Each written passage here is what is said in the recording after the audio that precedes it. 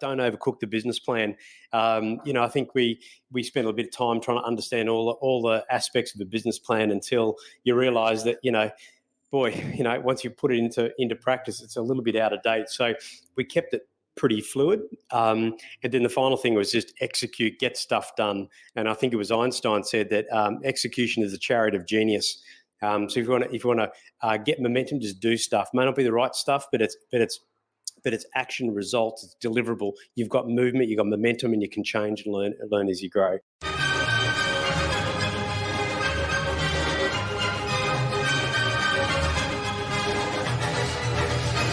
So you're a smart business committed to innovation, to service and to modern marketing. And you're asking, what's next? Wondering how you can become even more innovative. My name is Jürgen Strauss from InnovaBuzz, and this is the InnovaBuzz podcast, where we share all kinds of tips, advice and interview guests on all things innovation and leadership in modern marketing. Hi there, innovator. It's great to be back with another episode. I hope you've had an awesome week so far. I trust too that you enjoyed our most recent interviews with Monica Louie, our Facebook and Instagram ad strategist, and Sarah Allison, our social media consultant. I'm really excited to have on the InnovaBuzz podcast today as my guests, co-founders of the Coretex Group, Dr. Annette Koy and Cameron Fee. The Coretex Group works with businesses to maximise their effectiveness, starting from their understanding of the dynamics of human systems and human behaviour and human performance. And they use this to create high-impact business solutions. Their core belief is that human energy is one of the most powerful forces, and when focused, it can achieve remarkable things. Today's episode is brought to you by the Transformational Marketing Hub, where you'll find a host of free and exceptionally useful information to help you transform your marketing. You can access the Transformational Marketing Hub by visiting innovabiz.co/VIP. Go check it out. It's free to join, and if you're a member already, just log in to get your resources. In our discussion today, Annette and Cameron talk to me about how breaking predictable patterns can renew energy and improve effectiveness. They explain to me their predictable and disciplined process for innovation and how they achieve values alignment through flexible communication. Without further ado, then, let's fly into the hive and get the buzz from Annette Koy and Cameron Fee.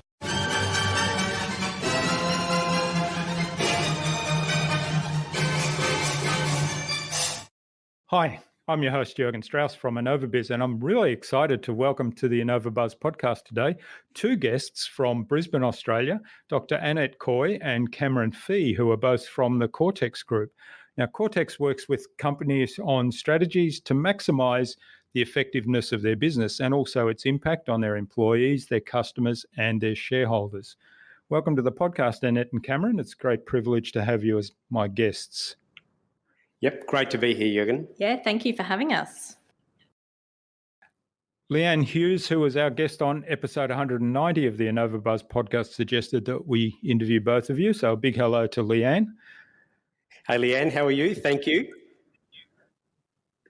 Now, your area of expertise is the human aspect of business performance and effectiveness. And one of the things you state is that you believe that human energy is one of the most powerful forces and that when it's focused, it can achieve remarkable things. So that's certainly something that resonates with me. And I'm really looking forward to exploring all of that some more with you today. Now, before we start talking about all things human energy and business performance and how that all works together, tell us a little bit about both your backgrounds. How did you get to where you are today and what were some of the pivotal moments in that journey?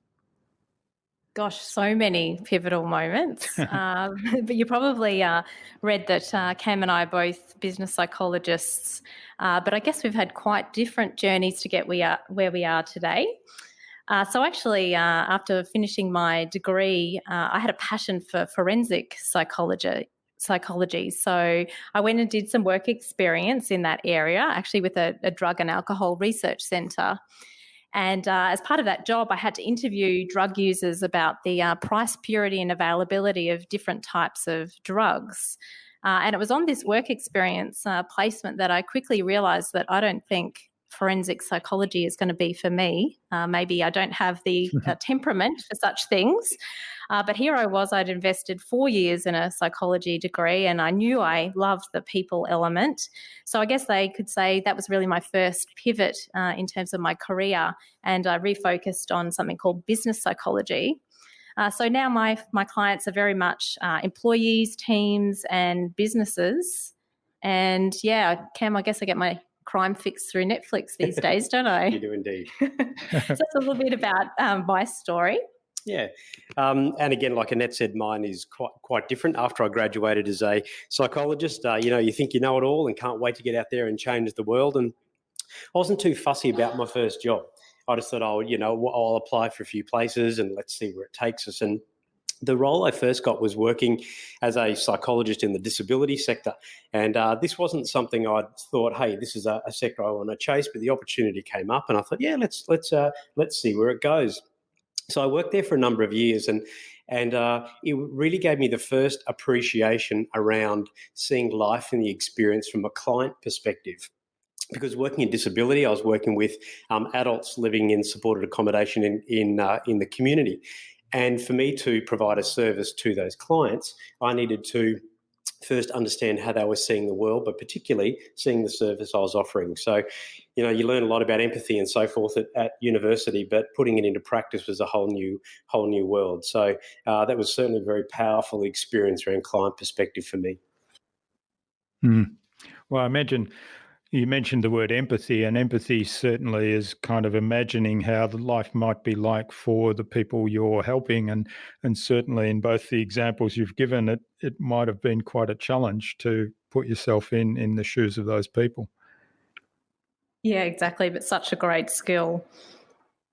All right. Now, Annette, you mentioned business psychology. So explain to me what exactly does that mean?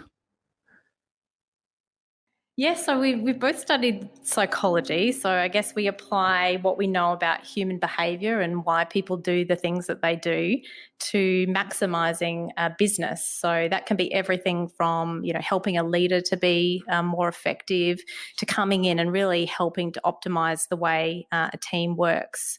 And sometimes people think that we get called in when something's going wrong or there's some sort of dysfunction in a team. But often we get called in for teams that are actually really high performing, and we'll have a leader who says, what, my team's actually really great, but I want to take them to the next level. Can you help me out with that? So yeah, hopefully that gives you a sense of some of the calls that we get here at Coretex Group. And how do you change how do people change when they work with you and your company? Gosh, if you spoke to our clients, I hope they would say that we energise their business and helped to take it to the next level. Actually, it's interesting because both Annette and I, prior to starting Coretex Group, were both working in stable internal roles. Good multinational companies could be there for many years, and I think for us, we thought, okay, hey, if we do start something together and do something, how is it we want to distinguish ourselves? So it took us a long time to say, okay, if we make an offering to the market, it needs to be in a way that's authentic to us. And I think one night over a red wine, we said, let's go. Maybe two. Let's run hard and hard as we can. And seeing that offering from the client's perspective was absolutely critical for us. All right. And so what is different about you then because I guess there's lots of what could probably be called business coaches or consultants or trainers in the marketplace working with different size companies, and many of them are fairly generic in their offering. So what's different and unique about you? Yeah, so as Cam mentioned, we did start our careers internally, and as a result, we saw a heap of what I'd say are cookie cutter approaches. So not only were they cookie cutter approaches, but they were very expensive and very inflexible. And you would have seen in the work that you do that the big rise in, customer experience. And we knew there was a real market out there to create those more personalized experiences. And what we're finding is that clients want to be part of the journey. So they want to feel like they co-designed and co-created something with us, and even seeing it rather than packaging it up as a final product and sort of saying, da-da. They actually want to sit down and see it in its raw format and go through the iterations with us. So there's a little bit about sort of how we're approaching it.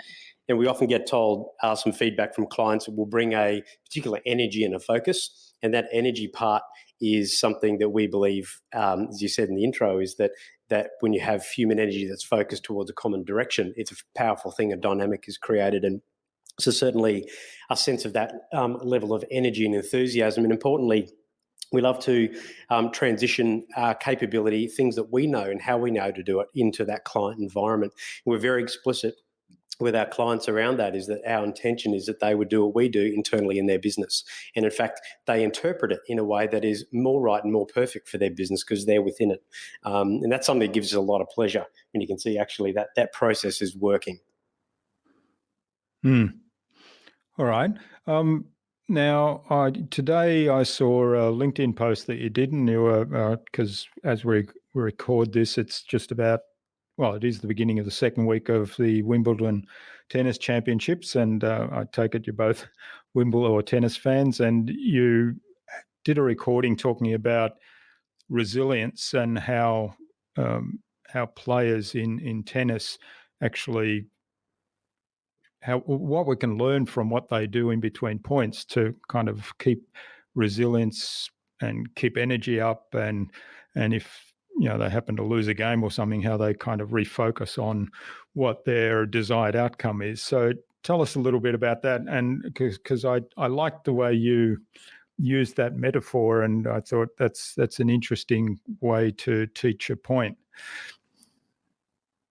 Yeah, you're spot on. We actually love our tennis. I think I've got a killer backhand, so I sort of keep that up as a little secret that a lot of people perhaps may not know about me. But when we started to observe resilience programs, we noticed that a lot of them have really interesting facts and figures about mental health, but they didn't always equip people with those really practical, everyday techniques. So we started to pay attention to different sports and different industries to try and get some examples of real life resilience in action. And like you said, tennis players are such a fantastic example of this because they have only a very short time between points to actually recover their energy, keeping in mind some of these tennis games go on for hours and hours. So it sort of debunks one of the myths about resilience that, what you need to do is save up all your leave and go on one big long holiday. And so what we're trying to say to employees is that try and look for those microseconds or those small opportunities that you have like throughout your day to actually recover your energy. Yeah, that's a really good point about the long holidays, because often I've experienced this in the past, certainly in my corporate career, where people will come back from a holiday and they might be tired because they've been on a holiday that involves a lot of travel or a lot of physical activity, and then after a day or so they say, oh, we need another holiday because it's kind of got us down again. So whilst so whilst they might have had a good time and they might have had a break from the work environment, as soon as they're back in the work environment, their energy is drained again. Yes, yeah, and it's one of the interesting things when we talk to people about, follow the lead of these players where they have the ability to recapture their energy in under 16 seconds, something called that between point ritual. And asking people, what can you do in under 16 seconds that increases your level of energy from wherever it is right now to 2 or 3 notches above? And people often kind of sit back and scratch their head and go, well, I don't know. Maybe I think about my kids. You go, great, excellent. What else? Oh, well, maybe I check news. Great. Yeah, good. What else? Maybe I have a stretch. Great. And then people naturally know how to be resilient. So a lot of the great ideas we come across in our programs, it's not necessarily us saying, hey, here's all the great ideas. It's the group offering their experience. which is super powerful because, that interaction between team members is highly memorable and has a massive impact. So I guess we see part of our role to kind of facilitate or stimulate that. And once those sparks flow, it's a beautiful thing in the group. And even one of the things just recently, we're doing some of the coaching work and explaining these concepts to a few people, and they sort of say, well, I get it, but look, I'll show you my calendar. And you go, great, yeah, let's have a look at your calendar. And you look at the calendar, everything's back to back. And you go, okay, right, let's do a little test. When you think about your 1 hour meetings, when do you make the majority of your decision? And they went, well, probably in the last 7 minutes. I said, good, that's right. So what's the quality like leading up in your meeting? I said, well, it's just a lot of talking, and then we finish that 7 minutes, we've made a decision, and then we're running, and then guess what, I'm late for the next one, and they play this process of catch up. So one of the things to think about is around resilience is how do you break patterns? So these predictable patterns that happen in a work environment, how do you capture it and break it in a way that focuses the energy on something positive, such as let's have 48-minute meetings, or let's have 42-minute meetings, and it's something different. And people go, why on earth would you have a 42-minute meeting? You go, why not? Does it work? Great, because it keeps the energy up between particularly busy patterns. And again, simple ideas. Yeah.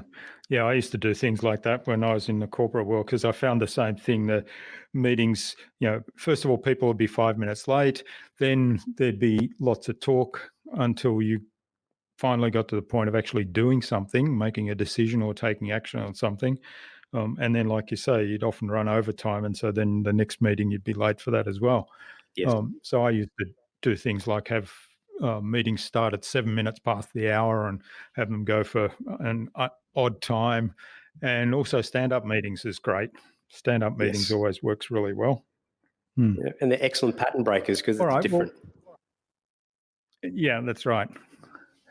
So one of the things that struck me in what you were saying earlier is a lot of this is kind of comes back to mindset in some ways. So how much work do you do with people on mindset around whether it's resilience or whether it's keeping teams focused on the outcome that they want, keeping them aligned and so on? Yeah, a huge part of it is actually mindset. It doesn't really matter what program or initiative we're running. If we take innovation, people sometimes have the mindset that they're not overly creative, and sometimes as working adults, we lose that creative spark. So part of our work there is really tapping into that childlike creativity or curiosity that we all have. And with safety, there's mindsets there as well. So sometimes people will rock up to a safety program and they'll just come in with the mindset that this is going to be like every other program they've been to. It's going to be about compliance and rules, and it's about sort of widening the possibilities to, safety can be something totally different to what you've ever experienced. And it's a very respectful thing working with a person saying, I'm super curious about your mindsets. And they might say, well, what do you mean by mindsets? It's like, we're really curious around how you think about things, because then it really pays justice to that individual's experience, the way they see the world, their perspectives, their ideas, rather than saying, hey, let's have a strong behavioural focus. Let's take the step just prior to that, the point upon which we start to think about things in a new way, then that impacts on the behaviour. So we find a super respectful way. And people love to contribute those ideas and perspectives purely from asking the question of, how do you, when you think about topic X, what do you think about what comes to mind? Yeah, and it's really good to explore those mindsets, isn't it? Because it gives you some guidance. I mean, I find just doing training or presentations that starting off with that kind of question lets you tailor whatever you're about to say or teach in a way that is likely to be received the best rather than just the cookie cutter thing that you mentioned earlier. Yes. Yep. Very true. Now, innovation's a big focus, obviously, for this podcast, and you mentioned it a moment ago. I know it's a big focus for you as well. Why is innovation important in your work, and why is it important in a business sense, in your opinion? Yeah. So when we, when we started the business, we actually started Coretex to be primarily an innovation-focused business. And to do that, we said, okay, if we're really interested in this area of innovation, let's do some research first. Who's doing what, how they're doing it, and so forth. And we analysed the information we had available, these things such as research articles, internet, and so forth. And there was a lot of information about why innovation was important. You talk about a VUCA world, we talk about fast pace, we talk about, AI, we talk about a whole range of things. So there was a very strong case for innovation. Then the second category was who. They talk about companies and they talk about individuals who are innovating. So we had a lot about why, we had a lot about who. Third category, there was a lot of information. This is the most information available, which was what, in terms of what innovations, examples of innovations, lots of ideas, lots of examples around types of innovations and so forth. So we looked at that and we went, well, the market looks pretty saturated. What do we do? Then we scratched our heads and went, the missing part is the how. A lot of companies out there, they're telling you why it's important and what to do, but there was almost no information how a company innovates. And we thought about that and we thought, how do you create a process that is predictable and repeatable and, most importantly, gets better and sharper and smarter every single time you repeat it, because that's the learning cycle. And we thought, got it. That's the part we can add some value into. So we spent a lot of time designing a process for innovation. And as an example, we might be working in a fintech business or a resources business, and we certainly are not experts in that content, but what we do know a bit about is how you can gear a system or a team or a business and provide a process that is disciplined, that's predictable, manages risk, because that's important, particularly in high reliability engineering construction style environments, and take a business through a process that's repeatable and gets better every time. And so that was our part we slotted into, and that we primarily focus a lot of our innovation in the house, helping businesses to innovate. So getting back to your question, why did we do that? Because we saw the opportunity, and also it aligned with our energy and our interests. We thought we'd love to work with groups and see improvement and know we had a part of that. So we thought, that's our offering. That's what we're going to contribute. And part of the process means that we would take on one or two internal people within a business and said, hey, you're going to come and co-facilitate with us. We're going to show you what we know. We're going to give you access to the same tools and the same processes. So you're going to be the internal go-to person for innovation. We'll always be here if needed, but you're going to have the capability to do what we do. And that has great appeal, because a lot of businesses like to create that sense of dependency on the external business like ours, and that is certainly not our model. In fact, psychology trains the psychologist to not create a sense of dependency with your client. And our clients love it. And then they ring you back, give you a call back in 2 or 3 months, and they go, hey, I've improved your process. And you go, fantastic. Right. Then that's part of that capability learning going in-house. Yeah, definitely. And that's fun. We get a real kick out of that.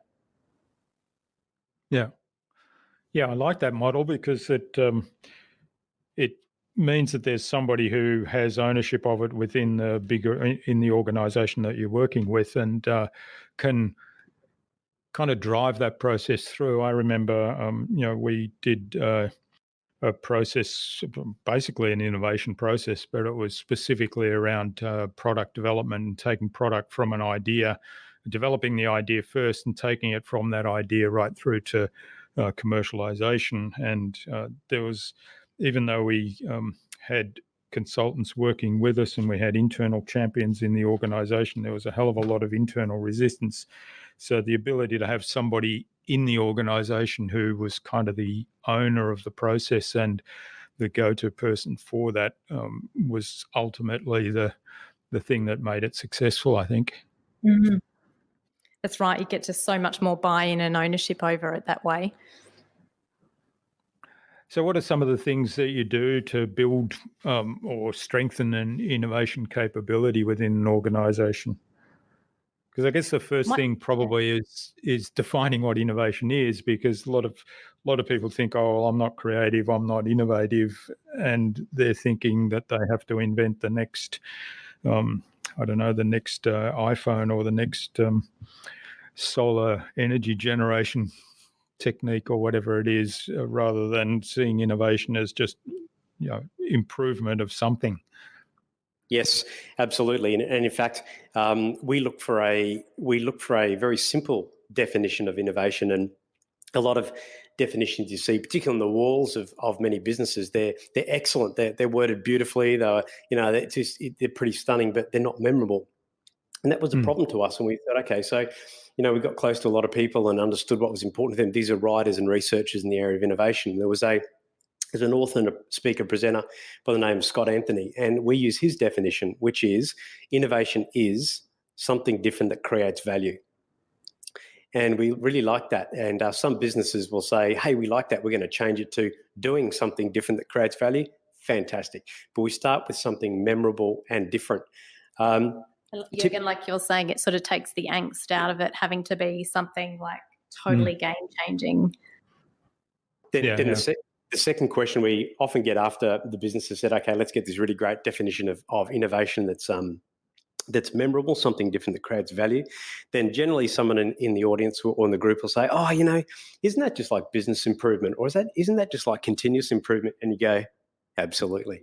Yeah. So, and this is the second point, is that whether something is a continuous improvement, innovation, a lean method, or whatever it is, if it adds value to the business, let's do it.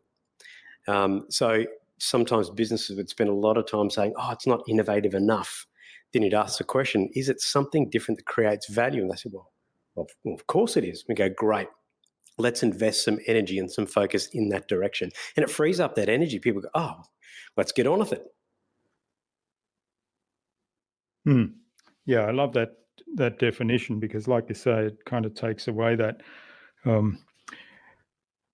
that mindset of that I can't be innovative because I can't think of this way out of the box idea, which is, in some ways it's a fallacy to think that there are other way out of box ideas anyway, because I think, was it Isaac Newton that said, I stand on the shoulders of giants before me? And so every idea is kind of built on another idea somewhere else. Yes. Yeah, and it's a great quote, because it says we're all part of this history of innovation. So you talk to people that they've spent a long time in organisations, they move on. There's always others to move in and actually pick that up and take that on. And you can see how businesses continue to learn, standing on the shoulders of others before them, and acknowledging the history is a great way to free up the ideas as well, where people don't have to think, particularly some younger members, maybe grads who join organisations, think that, hey, I've got to sit in this room and have all the answers, and I'm going to be a smart person, I can impress people. But often, probably the most powerful process around getting innovation is just asking some questions. And we certainly encourage people, have a good set, like you like some really good questions, and just ask questions, because it actually gets people to talk and gets more available data. Which, I was thinking before, asking questions is definitely one of the more powerful techniques to drive innovation. And as you say, often people are scared to ask questions because they think, well, I should know that, but I don't. And so they don't ask the question. Whereas if somebody were to ask that question, everybody thinks they're not going to ask it because it should be obvious. It never challenges something that continues to remain unchallenged. And so it might actually be a barrier to innovation. Yeah, it's a great point. We have a innovation tool. It's not our tool. We've adapted it. It's a tool called question storming. Now, question storming is a fantastic innovation tool where the process essentially works by identifying a problem, issue, situation, topic, challenge, whatever it is, put it up on the board, then working with a group. All the group does is start to identify what are all the questions that you have that pertain to the topic, issue, challenge, problem, or so forth. The catch is the group needs to work in a systematic fashion. So you ask one question after the other so people don't dominate. And it's a wonderful process where it frees up when you get people to only ask questions, not answers or solutions or decisions, freeing up a lot of available ideas and creativity purely from asking a whole pile of questions. And because often groups will make the assumption, if we're talking about a problem, we have the same understanding of that problem, where often it's not. And question storming is an excellent way to get a group onto the same page very, very fast. And it's fun, it's creative, it's energizing, and groups always love it. Hmm. And I guess you do it very quickly in sort of rapid fire succession. Yeah, Yes. exactly. It's got a bit of an energy to it and just unlocks different ways, as Cam said, of viewing a problem, particularly if teams are stuck with something. Yeah. All right. Now, one of the things that I'm kind of really passionate about, particularly in this area of technology these days and around marketing, which is the space I play in, and there's lots of automation and technology that you can use to, let's say, save time in marketing or do marketing using machine intelligence. And one of the things I'm really passionate about is that I think a lot of the human interaction and relationship building part gets lost in that. So in looking at innovation and building processes for innovation, tell me a little bit about how you maintain the human aspect of that and where relationships play into that. Often we'll get called in to do a piece of work where a client will say, okay, we've got a new competitor entering the market. Our systems aren't up to date. Our people aren't engaged with it. We're not learning fast enough. A range of challenges. And so then when you start to explore exactly what the opportunity is with the client, sometimes it'll come down to say, hey, we need a new piece of technology. Now, that very well may be the result or the answer, but it may not be the starting point. Technology or the application of that is one avenue to take, but harnessing as many different creative ideas in the process to get to the agreed technology is an important part in choosing the right application, because by the time it's chosen, you've got buy-in, people understand it, the history, the context, but everything becomes clear.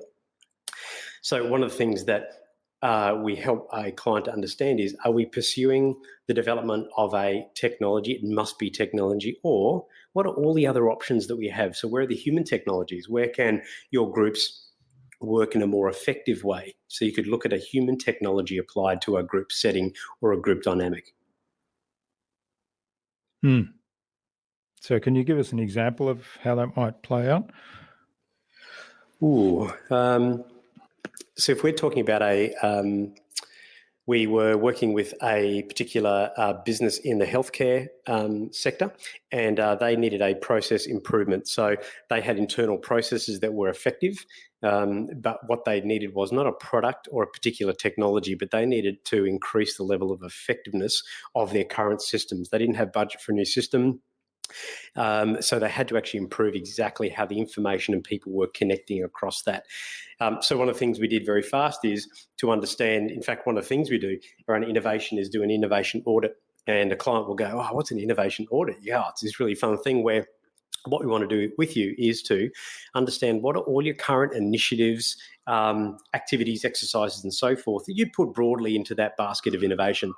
And sometimes clients will say, well, we don't really have too many. We might have one or two. And you go, let's just get into it. And we'll have a look. And sometimes you'll have, 30 or 40 different initiatives. In fact, there was a construction business not too long ago that did a very similar activity, and they're an organisation of about 3,000 people, so it's a large business. They had 623 independent individual initiatives that they put broadly into the innovation pool. So the moment you look at that, you go, whoa, hang on a second, if we want to do anything additional to that, that's going to take some additional amount of time and energy and so forth. Maybe they need to look at cutting or culling or even reducing down their current load of initiatives. So we have a process around called cutting the weight, which is to let's kind of kill the zombie projects, kill the things that are only distractions to the business. So the audit is part of this process. And back to the healthcare company, we ran an innovation rapid fire, something called a rapid innovation process, or a RIP. So have you ripped it is kind of the language that we use in businesses. And they ripped this process, which means they created about a 30 to 40% improvement in the efficiency of how information flowed in their business. So they used current technology, current people, current teams, all of that, but it just looked at cutting the weight, which is duplication, and improving the transmission of information and data around their teams. And it didn't require any new technology. Yeah, that's a great example, and it highlights one thing for me, and it's often there's lots of initiatives in a company, and we kind of think that we have to do more to improve things and be innovative, and forget at the other end that there's probably stuff that we shouldn't be spending time on because it's got an opportunity cost associated with it, and we forget to cut those out. Yeah, absolutely. And in fact, when projects or initiatives or activities have been established in a business, people get very connected to them. So as an example, if you've got a particular project that someone, sort of had to make a business case for, and had to get budget and get people over the line and finally get up and going, and there's a lot invested in that. Loosening the grip on it becomes a bit of a challenge. It does. So then some of the challenge around innovation is working out what not to do or what to cull or kill. And when you play in that space, sometimes this is where you'll get defensiveness of people saying, "Hey, that was my brainchild, and that was my idea, and I don't want to kill it." So, taking a very humane approach to dealing with that. Why? Because it frees up energy and resources in the business. Which comes back to another question around the human part of it. How do you get everybody on board with an initiative? And in that example, there might be somebody that's whose egos have been a bit dented, let's say, because their pet project is on the terminate list. We do a lot of framing at the start around this concept called collective intelligence. So, all of us are smarter than any of us. And that really helps because it helps position the conversation that everyone brings a different perspective, a different skill into this conversation. And so then our role becomes, how do we actually tap into that natural collective intelligence that exists within a team or in a business? All right. So, very powerful. What are some of the framing? Yeah. So what are some of the challenges you experience in that, though? Because I imagine it's not quite as simple as what you've just made out. Oh, yeah, there's definitely challenges with this sort of thing. Like any process, you're going to get your more sort of dominant, extroverted types sort of speaking up or pushing really hard for their idea and initiative. So a lot of our sort of facilitation work is really trying to create that balanced conversation that allows everyone to contribute equally and being able to judge that. So in situations where we perceive a little bit of defensiveness or resistance or so forth, we take a bit of a different view on it. So it's if someone is giving resistance or making life a bit difficult, we just look at that as an energy. So what we don't want is someone just going, who cares? So you don't want blah, because that's no energy, right? Yeah. So and you can't move it. But as long as whether it's positive or negative, it's movement, it's energy. If it's energy, you can shape it because it's moving. So we certainly acknowledge if we get any sort of resistance or so forth, we go, right, okay, we need to be super on our game. And we have a bit of a saying here in our business is that there's no such thing as resistant people or groups. There's only inflexible communicators, which means we have to be as flexible as we can to work with that person if they're giving us resistance. So we'll do some things, as Annette said, around getting some framing. We'll also aim to bring that person very close to the project. We'll also aim to understand what's important to them. And sometimes they might say, look, my involvement, I started this project that's important to me. You go, good, yeah, so good. What else? And they'll say, oh, well, what do you mean? What else? You go, what else is important? And the moment you ask a person that question, what's important to you, it naturally taps into their values. So when you understand the person's values, then you can reshape or reposition the offering to ensure that that individual's values are still being addressed. In fact, every time we've done that, there is not once that we have found values that were inconsistent with the overall business objective. So again, we see the resistance as energy. We know we can move it and shape it with that person's permission. That common intent as well and common values. And then we look for establishing some momentum. So let's get momentum. So talk about the low-hanging fruit, particularly with that person. If they're highly influential in the innovation project, we're going to set some really achievable short-term goals. Let's get momentum so that person starts to see, okay, this is actually going to work. In fact, we had similar situation a number of months ago working with a supervisor in a mining environment, and they had been quite resistant. We're onto their site. We were challenging or the material were challenging some of their previously held thoughts. In fact, they were a person in the safety space that had held very, very strongly to a compliance-based approach for safety. Now, work around safety is very much around harnessing the collective smarts of a group, building the culture and so forth. So once we understood compliance was driving through the heart of this supervisor, and they were an excellent supervisor at what they did, we thought, great, let's get that person's compliance mindset around a continuous improvement level of safety on their site. As soon as we repositioned it with them, they went, oh, great, well, they would say things like, okay, I'm going to be the policeman on the project. And, you might have question with their language, but, it was their language. They're welcome to express how they are. And we got that momentum and movement. In fact, they're one of our strongest advocates at that location for this initiative. So. Yeah, I love what you said there earlier about being very flexible in the communication, because I think that's one way, and particularly if you're working with the people, that's one way to make sure that the message is heard and focused on that everyone is focused on an outcome that is a common desire and a common requirement, in fact, and then also checking for values alignment, because often it's the misalignment of values where people sort of fall off the rails in terms of heading in the same direction as the rest of the team. And what Annette and I will do in any project is just internally, we don't build this list with the client, but we understand what are all the indicators or permission indicators or factors that we look for from the client and the client group that tell us it's okay to proceed. These will be they're often very micro indicators, but they are indicators that says we're in alignment, we're in rapport, we're in high agreement around this is important. And if we haven't hit some of these permission factors when we need to reshape what we do, because we want the client and the client group to be 100% invested and committed to the journey that we're on.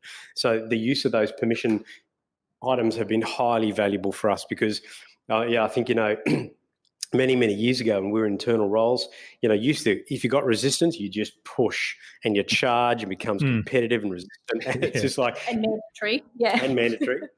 And it doesn't work. So that's just, particularly as an external consulting company, we're very, very aware that we're in the client space and they're the best at what they do in their space. So we're very respectful of that. Yeah, I recall, I had to laugh because I recall a meeting we had in this project that I mentioned earlier, and we had a consultant group, and it was one of the big consulting companies. I won't name them here, but we had their team there, and they were saying that we need to do it this way, we need to do it. Here's how you do it, and they were quoting textbooks on management, and I was sort of leading the team that was internal, and our internal team was saying, no, that's just textbook stuff. We want to do it this way. This is what's really going to work for our system. And there was a big argument that the consultants were saying, no, you have to do it this way. You have to do it this way. So in the end, we basically ignored them and did it our way, and it all worked out well. But I thought that kind of reminded me of that situation where the consultants had come in and they weren't able to convince us that why they even wanted to do it the way they were suggesting, and it was kind of like, no, you must do it this way. It was kind of like just trying to push it through. That's right. We hear so many stories like that. In fact, we often smile when we're back in our internal organisational development roles, and you get a call from a consultant, and that's great. You always learn something, even over a brief coffee. And some consultants will come in and say, hey, we want to meet with you and talk about your business, and you go, great. And you have your coffee and so forth, and they rip out the PowerPoint, and they rip out the content, and we go, this is what we think we should be doing. And you kind of go, hang on a second, you don't understand the problem yet. What problem are we trying to solve? And in fact, we don't even know what the problem is. So we're very cautious around. It's an open book. It's an open book, and borrowing a bit of a saying from our clinical brothers and sisters in clinical psych is that they would say that their client, so from a clinical perspective, the client is always the expert in the problem, but the problem is never the problem. There'll be a presenting factor or problem, but it's getting to know the question that sits under that. And a great technique we have for that is just asking a very simple question, which is, and what else? And someone will give you a response and you go, great, good, what else? And what else? And the power of the what else, it keeps momentum, keeps the data, and respects the fact that the person had a view, but we're going to go a little bit deeper and gives you a collective, richer picture of the issue or the problem. Yeah, the power of asking questions is fabulous. And like you say, that's often, and this isn't just consultants, I think this is any service provider. There seems to be a tendency to fall into that trap of trying to solve the problem that they kind of think they recognize immediately rather than digging a little bit deeper and trying to understand what's really going on there. All right, well, this is fascinating, Annette and Cam. I'd love to go on and talking for ages, but I'm aware of the time, so I think it's a good point to move on to the Buzz, which is our innovation round, and it's designed to help our audience who are primarily innovators and leaders in their field with some tips from your experience. So I've got 5 questions, and hopefully we'll get some really insightful answers from you that'll inspire people to go and do something awesome today. We hope so too. So what do you think the number one thing is that anyone needs to do to be more innovative? Oh, my advice would be stay curious. I think we lose this curiosity sometimes when we get into the workplace. So I think that natural curiosity helps you understand client problems and helps you see things that other people wouldn't see. In fact, we've got a good friend, and she gave us the advice years ago that whenever she gets a bit stale, she likes to approach every single day like a tourist, because when you're in a new place, you start as a tourist, you see it all. You see all this different stuff. So love that idea around seeing every day as a tourist.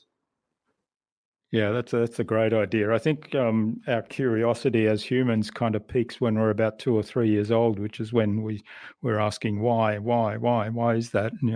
And most of the time it gets beaten out of us because adults get fed up with us asking why so much. So I like to go back and I suggest to people, that's a variant of the be a tourist is let your inner 3-year-old come out. That's great. Love that. I love it. All right. What's the best thing you've done to develop new ideas and new products? Oh, I think don't wait until it's perfect. So this is actually a big statement for me to make as a reformed perfectionist. So I think I learnt this the hard way is be prepared to talk in draft. I think coming back to one of the earlier stories that I was sharing is that people love to be involved in the process and they don't mind seeing things in draft as they're pulled together. So that would be my biggest learning. Yeah, that's really good advice. And I have to put my hand up and say my name's Jürgen and I'm a perfectionist. You're 2 psychologists, so you're in a safe place. Good. And what else? Right. All right. So is there a favourite resource you use most often? Yeah. We love good questions. And in fact, we've got a great question that we love to ask groups, and it's from Leanne Hughes, who you had on the program, leannehughes.com.au, I believe, the website. And she asked that question of people, rather than saying, do you like your role? She says, how are you growing in your role? How are you growing in your role? And I love the question. We ask heaps of people that, and it's our current kind of favourite question. How are you growing in your role? Yeah, that's good. And it kind of challenges them to actually give a thoughtful answer because, first of all, they have to think, how am I growing in my role? And it's easy, at the start of the day, if you say, hey, Jürgen, how's your day going? And you go, it's fantastic. Loving my job, loving what I'm doing. And you ask in the afternoon might be, and, because it's an emotional question and the emotional questions are best saved for later. So asking the person how you're growing, it's like, what a question. I haven't thought about it. And again, it brings that ownership for growth back to the individual. All right. Now, what's the best way to keep a project or a client on track? I think invest in the relationship. So we've managed to build our business purely on referrals, which I think is testament of the time we spend in building those relationships. So projects rarely go off track in this model because you're always sort of co-designing with the client and you're having constant conversations. So we'd like to think that seldom there would be any surprises.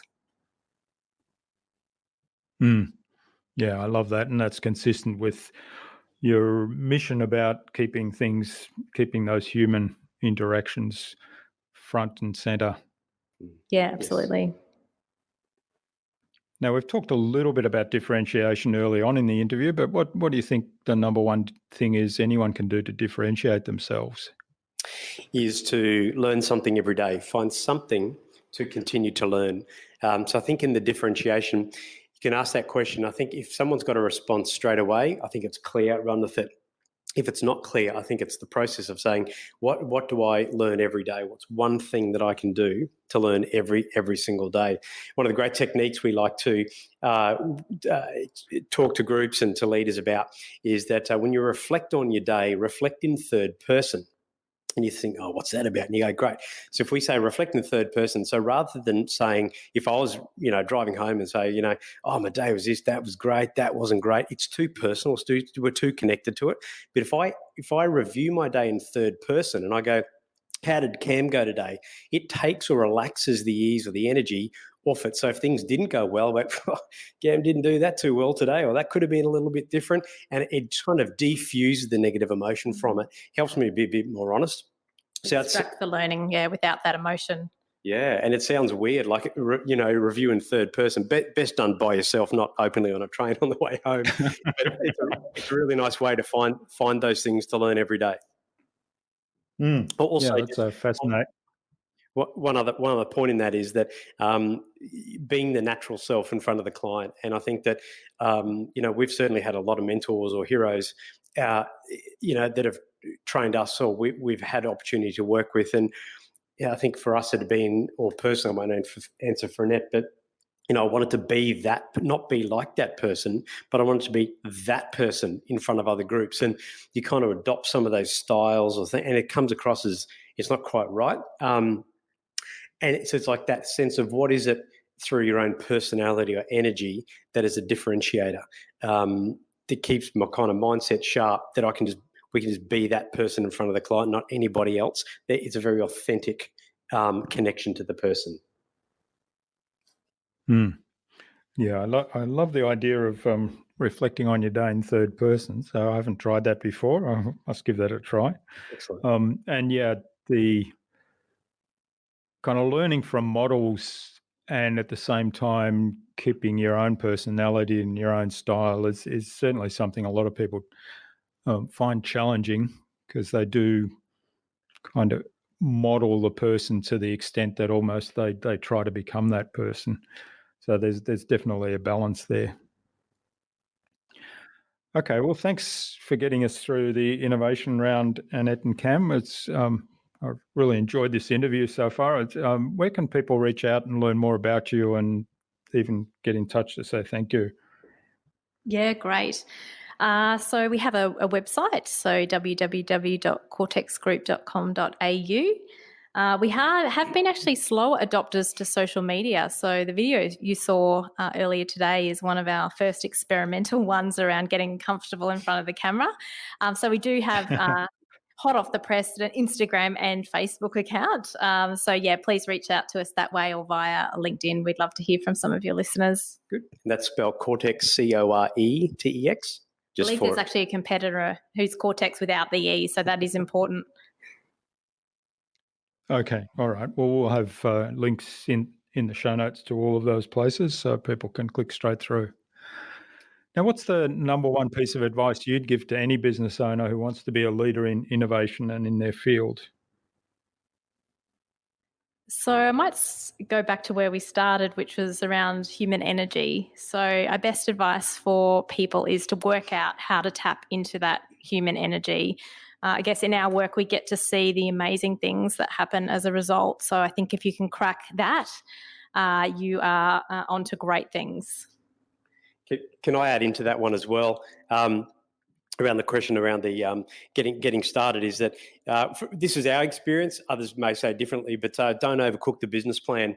I think we spent a bit of time trying to understand all the aspects of the business plan until you realise that, innovator. Boy, once you put it into practice, it's a little bit out of date. So we kept it pretty fluid. And then the final thing was just execute, get stuff done. And I think it was Einstein said that execution is the chariot of genius. So if you want to get momentum, just do stuff. May not be the right stuff, but it's action results. It's deliverable. You've got movement, you've got momentum, and you can change and learn as you grow. So that's been our experience, and it's been fun. It's a great way to take the pressure off yourself as well. Yeah, it's all great advice. One of my favourite sayings is "done is better than perfect," and I keep reminding myself of that when I'm kind of spending a whole lot of time trying to get something exactly right. I think, hang on, this has got to get out and get into the hands of my clients so that I can get some feedback and input. Yeah. A good one for us perfectionists. Yeah, that's right. All right, well, finally, one more question. Who would you like me to interview on a future InnovaBuzz podcast, and why? Oh, great question. I think in thinking about it, getting ready for the podcast, we're thinking about in terms of where we, came from or what was important to us. And I think from my experience and, going up through school, if there's ever sort of a bit of a ruckus or was there any problems going on, I was always in the middle of it and a bit of a troublemaker. But it wasn't until I went to university, did a lot of work in process facilitation, I met a guy by the name of Bob Dick. Now, Bob was he was a lecturer. He ran our tutes. If there was a Bob subject, I did it. I was a bit of a Bob addict, and Bob is a master at process facilitation. Also, his work around change management, research, and so forth. It is the best, and we'd often refer to Bob as kind of like the father of process facilitation from our perspective. Lots to learn, and Bob's a real giver. He's very, very generous with his knowledge and his time. So could not recommend him highly enough. All right. Well, we might get an introduction to Bob from you and see if we can have him on the podcast as well. Love to. All right. Well, thanks so much, Cam and Annette, for sharing your time and your insights with us so generously today. I've really enjoyed this conversation, and there's lots of great information there that I'm sure the listener will enjoy as well. So I wish you all the best for the future, and let's keep in touch. Thanks so much. It was such a great conversation. Yep. Thanks again, Jürgen. Thank you.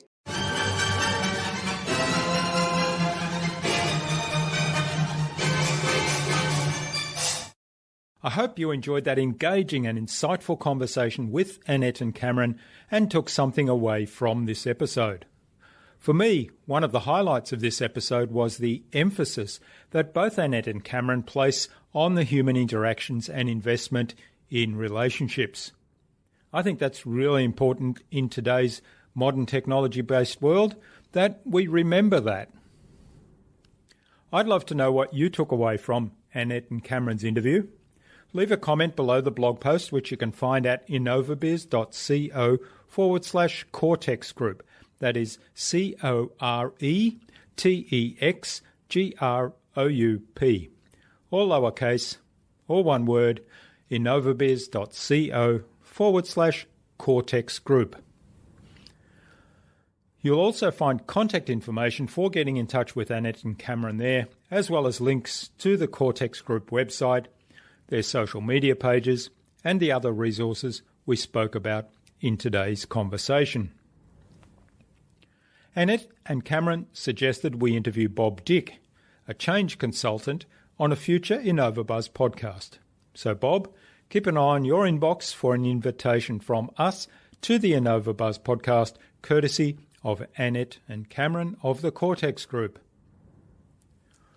Remember to visit innovabiz.co/VIP to access the Transformational Marketing Hub and all its free and exceptionally useful information to help you transform your marketing. Also, go check out our Tales of Marketing Transformation show at talesofmarketingtransformation.com. No real surprises there. Each episode of that show will provide one valuable message to guide you on your journey of marketing transformation.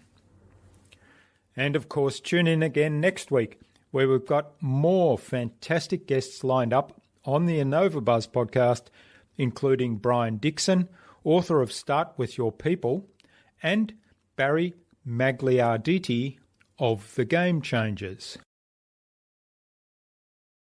Stay connected. Subscribe to the InnovaBuzz podcast so you'll make sure you'll never miss another episode. Head on over to innovabiz.co/subscribe. We'd also love you to leave us a review because what you think matters to us.